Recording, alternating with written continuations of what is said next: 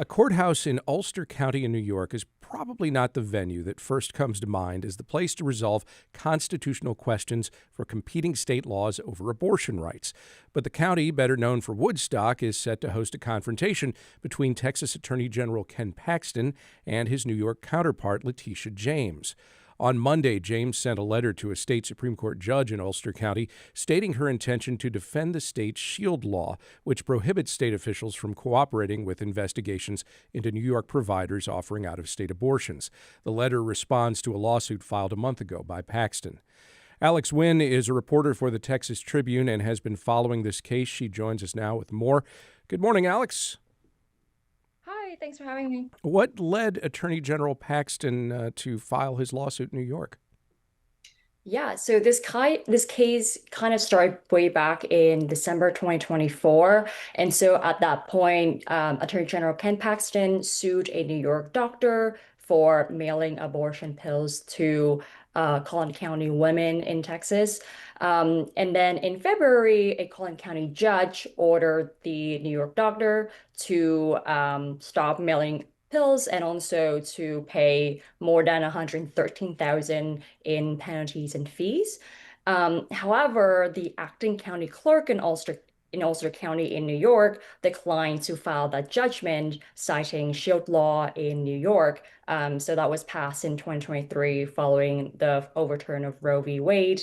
So that first denial was in March, and then the county clerk denied to file a judgment again in July. And so later that month, we have this lawsuit, or Attorney General Ken Paxton sued the clerk in Ulster County. So that brought us to the New York Attorney General Letitia James saying that she will intervene in this case, and she will submit a filing to the court by September 19th. And what is Texas Attorney General Paxton saying about New York's shield law? Yeah, so I think the main focus of that argument is that he's challenging New York shield law constitutionality, especially saying that it is violating, the Constitution full faith and credit clause, which requires states to respect other states' judicial proceedings, for example. And what is James saying in response to that? Yeah, so the New York Attorney General is saying that she has the legal right and responsibility to protect, New York residents and courts from out-of-state overreach and out-of-state extremists. I guess an argument, basically the same argument, could be made by both attorneys general, couldn't they? That each one is trying to challenge the other's lack of respect for their state's law.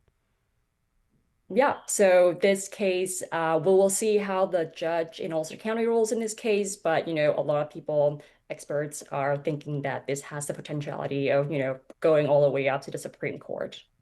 22 states and Washington, D.C. have some form of shield laws that protect providers of reproductive care.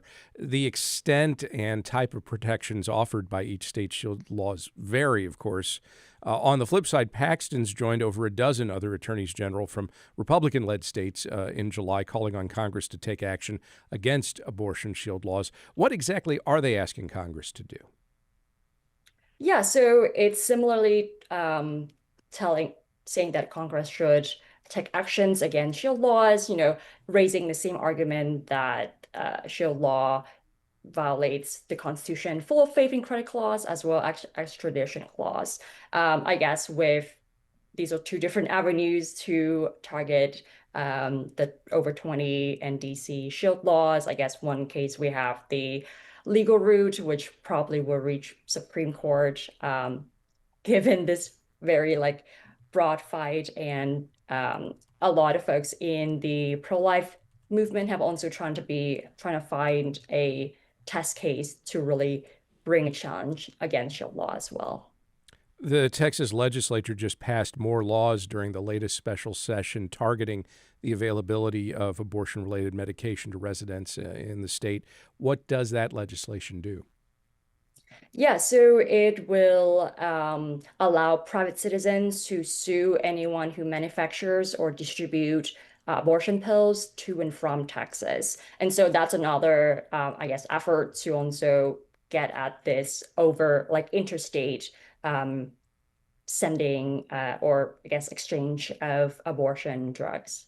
So, what are the next steps now in this case that's going to be in a New York courtroom? Yeah, so the New York Attorney General Office has notified the court that there will be a filing by September 19, and then the judge will either rule on the case on paper, or I guess there would be a hearing. So we'll have to see how that goes later this month or early October. And then we'll go from there. Potentially, this is a case that people are watching because it could lead to the Supreme Court. So there could potentially be a lengthy legal battle to come. But the next step would be the September 19 filing and potentially some sort of ruling out of Ulster County later this month or early October. The battle over abortion never really ends, I guess, huh? No. Alex Nguyen is a reporter with the Texas Tribune. Alex, thank you very much. Thanks for having me.